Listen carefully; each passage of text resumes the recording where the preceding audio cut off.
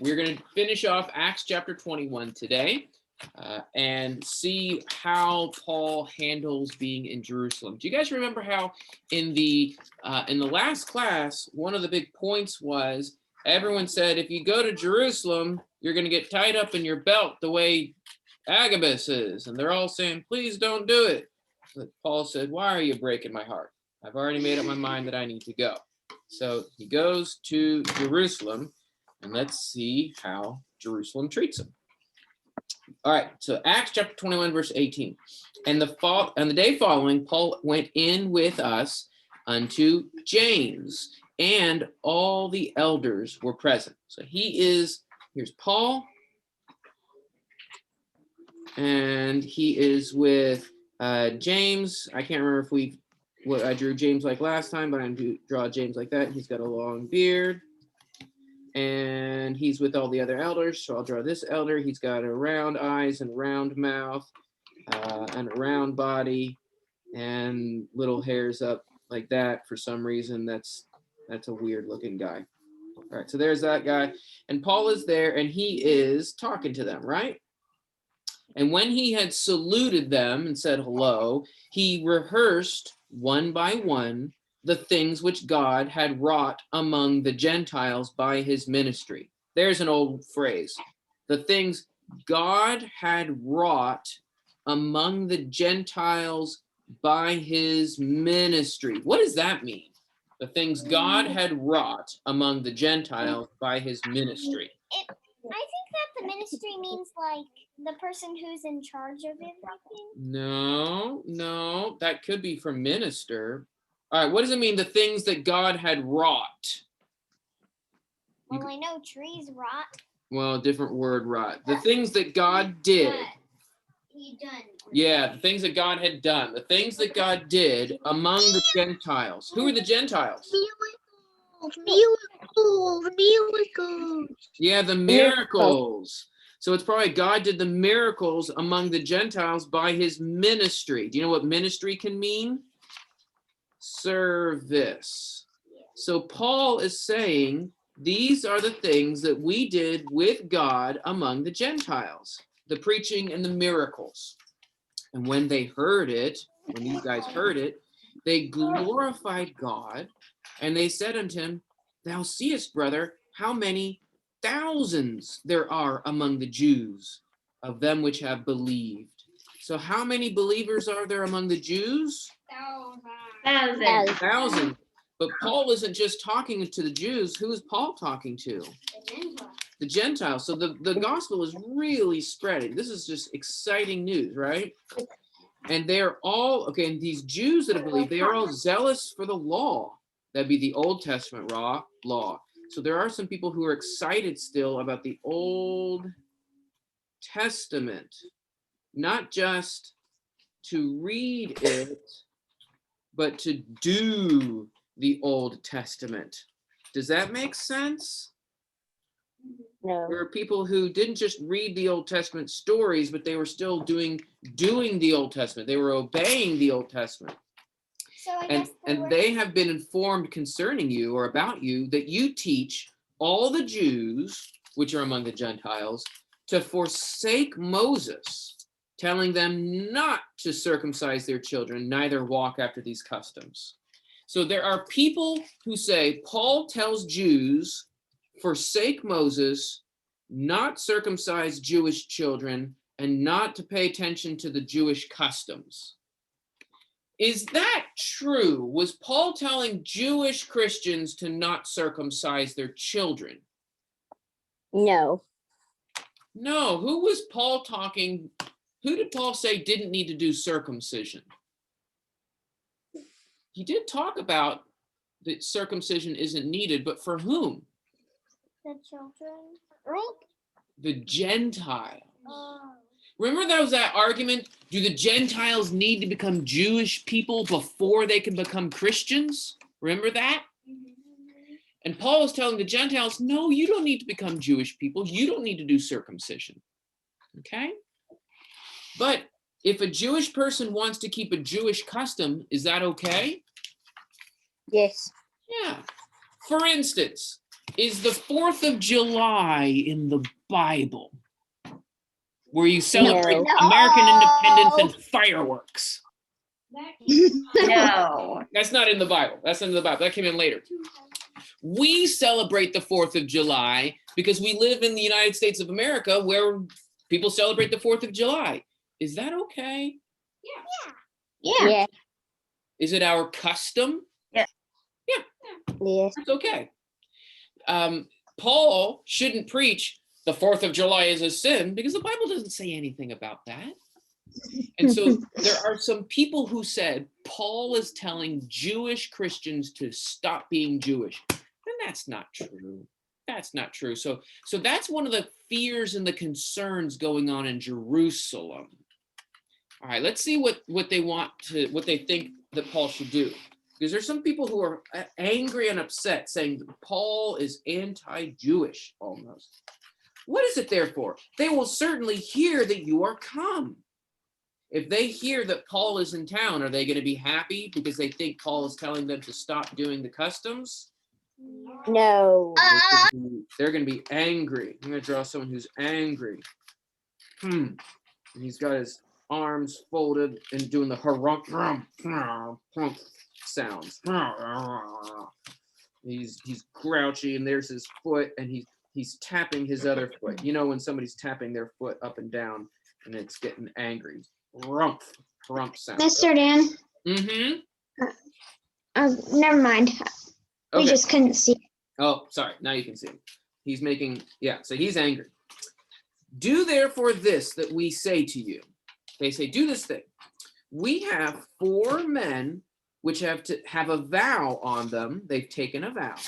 Take these 4 men, purify yourself with them, and be at charges for them. Pay their charges, pay their needs and their money, that they may shave their heads, and then all shall know that there is no truth in the things which they have been informed about you, but that you yourself also walk orderly, keeping the law. All right, we're going to go back and drawing these things. All right, so let's see, what is it that they, actually, I'll draw it on the board back here. What do they say to do? They say, we have 4 whats? We have 4 Men. 4 men. And what did those 4 men do? Or what were they in the middle of doing? Taking a vow. They have a vow. And one of the important parts about that vow is that they needed to do what with their hair? Shave it off. They need to shave their heads. Wait. Didn't Paul do something like that before? Yeah. Do you remember that? You shave So I don't know if Paul's supposed to purify himself. I'm going to keep his beard on him so that we remember which one he looks like, okay? But I'm going to take the beards off of these guys. Here's Paul.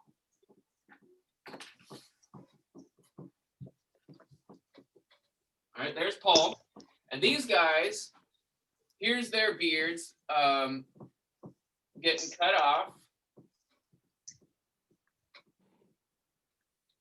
Right? Bing, bing, bing. And then he has a mustache, and it's falling off. Ew. Actually, it looks like wings. It looks like that mustache is flying away. This guy had curly hair,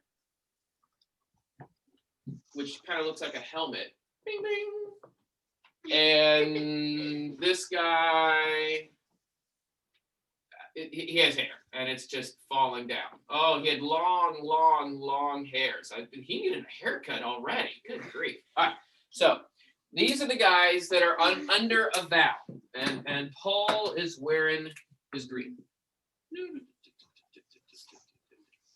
Okay. Now, one of the things that they want Paul to do, my translation says, okay, take these guys. Paul needs to take these guys. They're doing the vow. You purify yourself with them. So that means probably wash, like the ceremonial washing, and be at charges for them. Help pay for them. there's some things they needed to do for the vow. They needed to go get their haircuts. And so Paul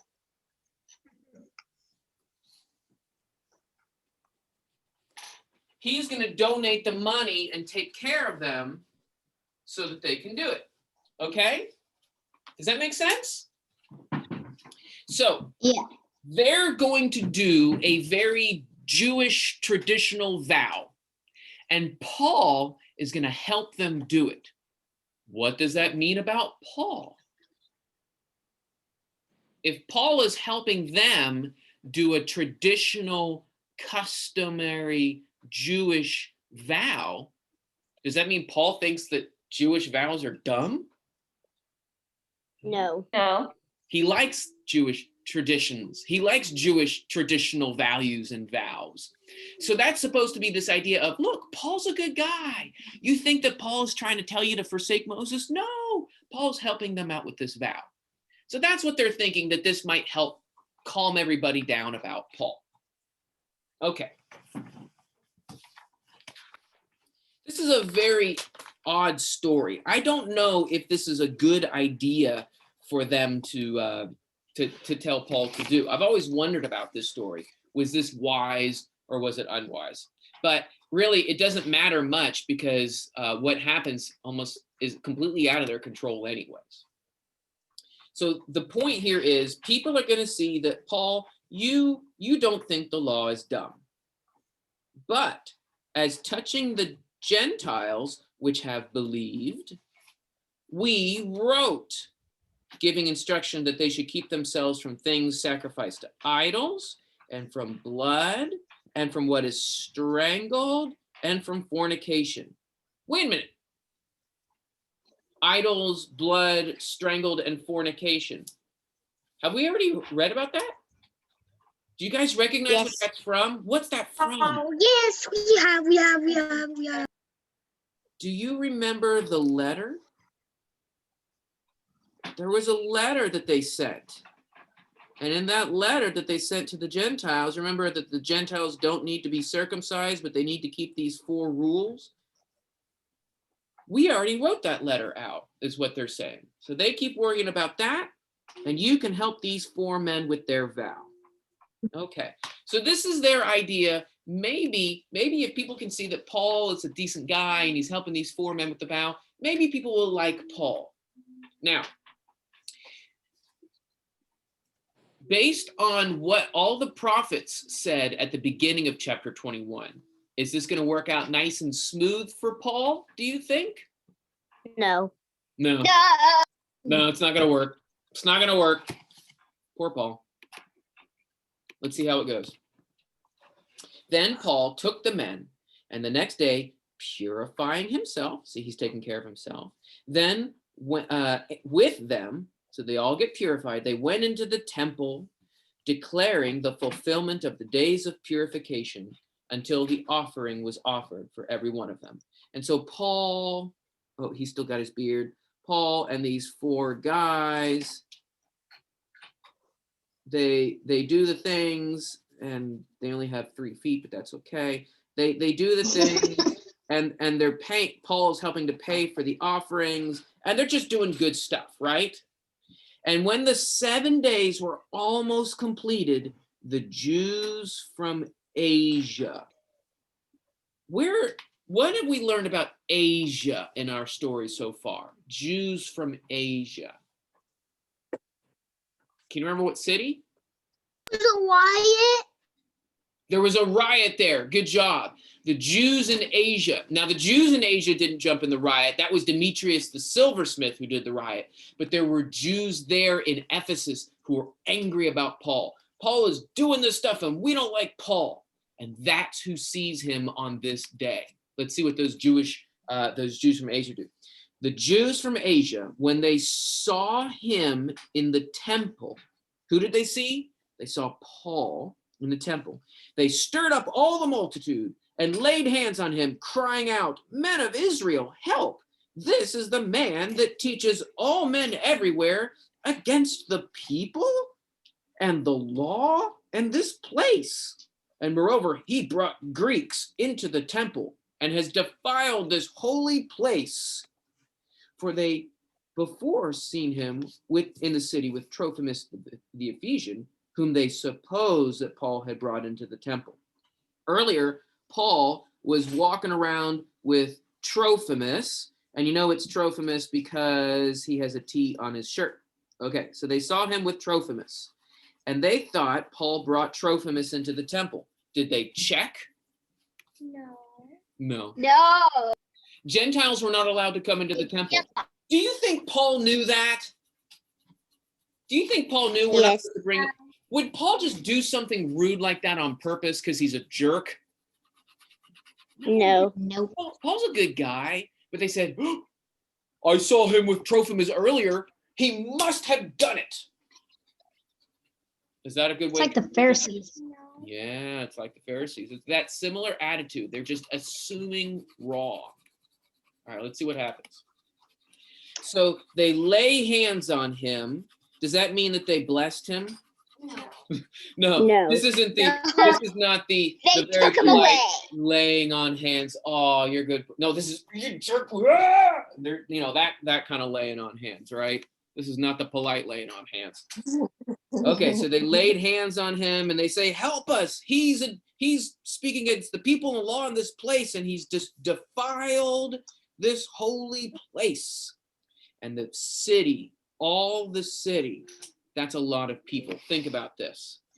All the city was moved, and the people ran together, and they laid hold on Paul and dragged him out of the temple, and straightway or immediately the doors were shut, and they were seeking to kill him. As they were seeking to kill him, tidings came up. All right, so here is, we'll draw this wall and the gate, right? Here's the gate to the temple doors, and they're shut.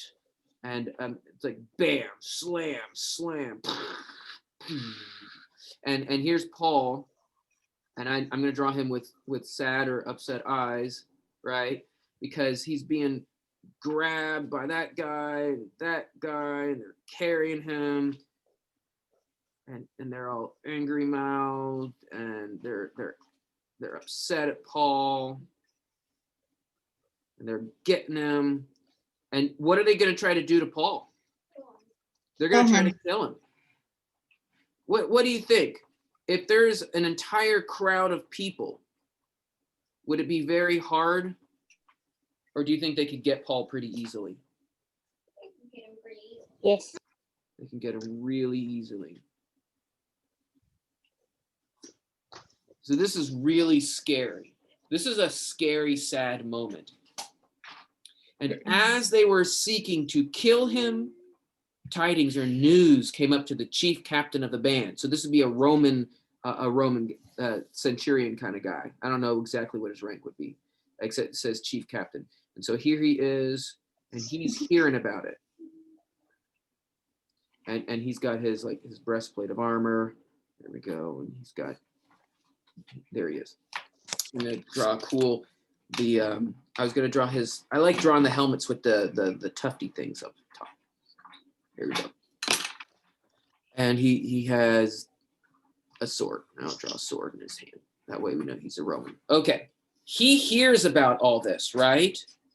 And as they were seeking to kill him, tidings came up to the chief captain of the band that all Jerusalem was in confusion.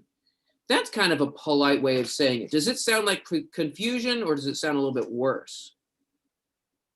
Worse. If everyone's trying to kill Paul, it's a little bit worse than just people are a little bit confused, right? And forthwith or immediately he took soldiers and centurions and ran down upon them. And so now lots of soldiers are coming. I'm going to draw a line of soldiers coming. And I'm going to draw spears. Spears are really easy to draw. You just draw like the line with an arrow on top, and they've got helmets. They've all got the little red tufty things because those are fun to draw. Got eyeballs so that they can see. It's hard to be a soldier if you can't see. And they've got running feet. They're running to go get it. They get the soldiers and the centurions and ran upon them. And they, when they saw the chief captain of the soldiers, left off beating Paul. So they were just beating up Paul. They spent that whole time just beating up Paul until the soldiers came. Can you imagine how scary that would be? What it would sound like? These are Jewish people who say that they were children of God. Are they acting like that? No. No. They're not being forgiving. They're not being loving. We got to be forgiving and loving. We have to be that way. That's what Jesus tells us to do. Then the chief captain came near and laid hold on him and commanded him to be bound with 2 chains, and inquired who he was and what he had done. And some shouted one thing and some another among the crowd. Doesn't that sound like a riot? Yes. Yeah. Isn't that what the other guy told him? So what? Isn't that what Ababus told him? This is what Abagus said would happen. And so it's happening to him. This is a mess. This is terrifying. Paul is probably this close to being killed. And when he could not know the certainty for the uproar, he commanded him to be brought into the castle, or into the fort that the soldiers were staying in. All right, so they have Paul.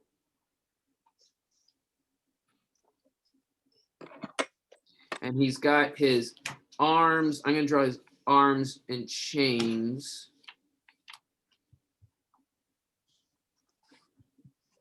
Chains right behind him, and he's walking like this. So there he is. There's the chains. I don't know if that looks like chains or not. So they're gonna march him in, and I'll put a soldier in front of him.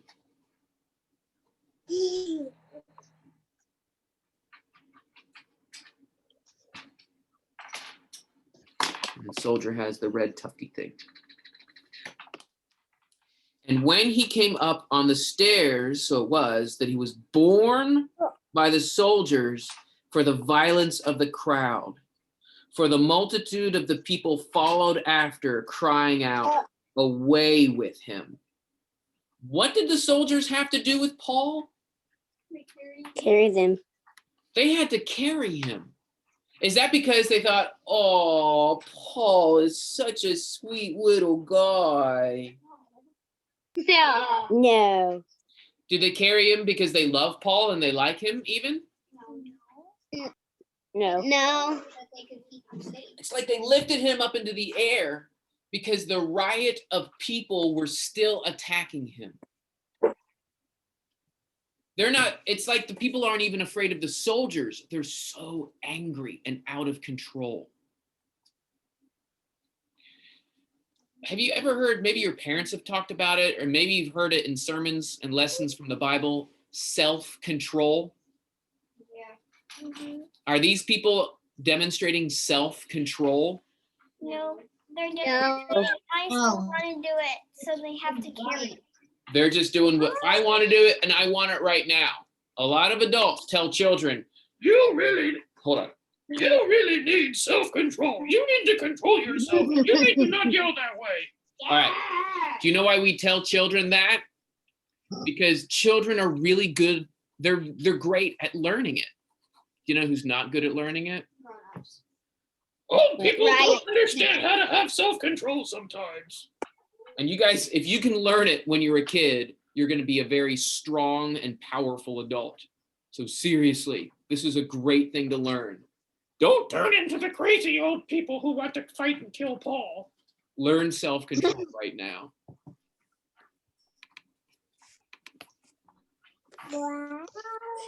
And as Paul was about to be brought into the castle, he says to the chief captain, "May I say something to you?"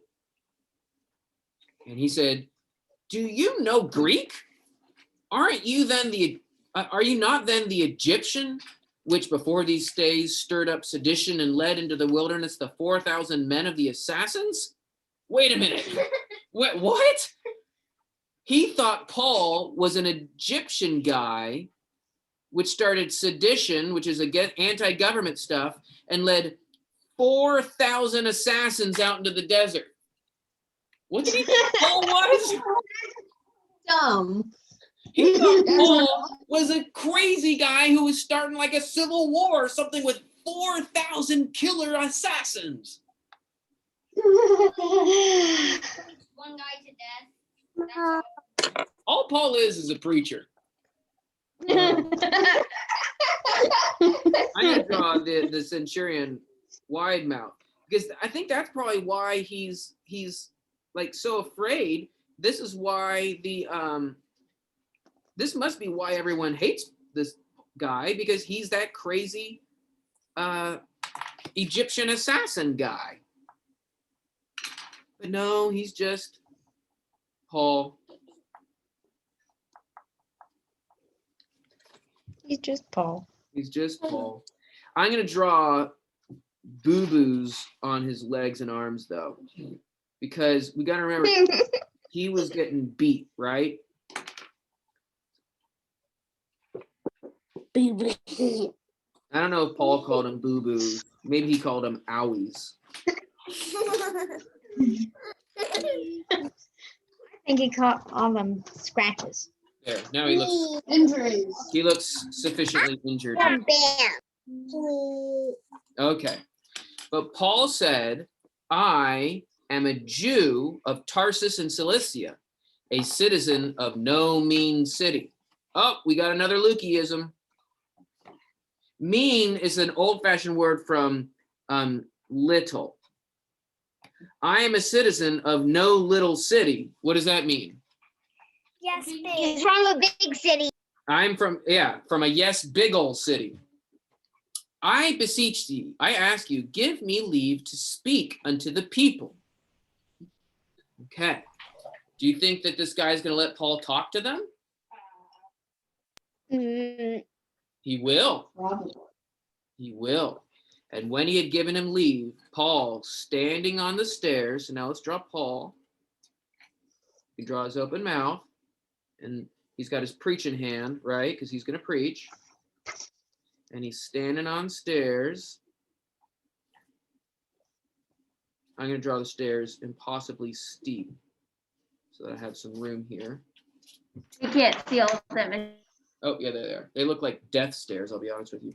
So here is all the crowd. I'm going to draw some of them with the angry eyes, but then some of them, those look like smiles, but they're actually noses. But not everyone is going to have angry eyes. I'm just going to draw some people, okay? And so there's a lot of people out there, and they're going to listen to Paul. There's a nose. He's a big nose guy. All right. He beckoned with his hand unto the people, and when there was made a great silence, he spoke to them in the Hebrew language, saying, 22. What? Well, actually, What?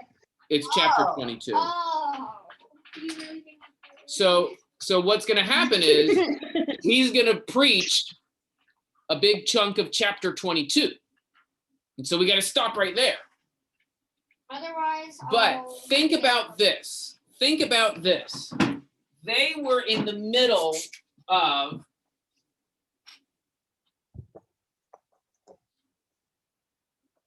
punching him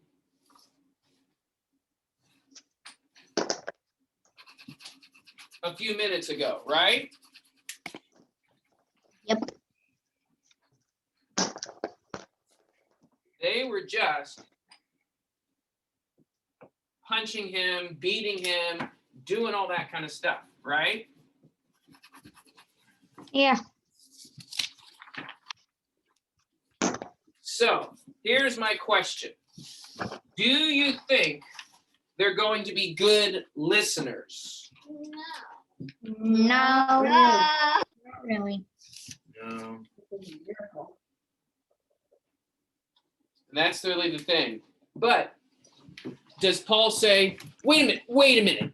I can tell that you're not good listeners, so not talking to you. No, That he is asked attitude. to speak to them. He's still He asked to going to try, right? Many of the prophets were told, "They're not going to listen to you. Do it." Yep. So even though, do you think Paul knows that they're not going to listen to him? Yeah, I think he knows it, but he's still going to do his job.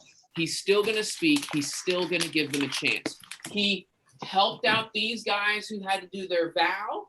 And when they all started beating up, not these guys, I don't think they were beating them up, but when all of the town was beating him up, he still wanted to give them the chance and still wanted to talk to them. This is a big deal. They're not good listeners, but they're good punchers. Well, that's true. Not good listeners. They're good punchers. They're really skilled at anger. That's just sad. You know, this is one of the things. Jesus tells us a lot of ideas about how we need to be calm. We need to be gentle people. We need to love and even love our enemies. And then we get stories like this that show us what it's going to look like. Do you think loving your enemy is hard? Yeah. I think it's hard. Were the Jewish enemies of Paul, were they loving Paul? No. No. Did No. Paul love his enemies? Yes. Yes. Yeah. Yeah. Paul's one of my heroes. We have got to start working on this and trying to do this. It's a big deal. All right. Do you guys have any questions about chapter 21 before we close? No, All I right. don't think so. Well, in that case, guys, I'm going to say goodbye. It was a fun class. And next class, we'll figure out what his sermon is. Thanks, everybody.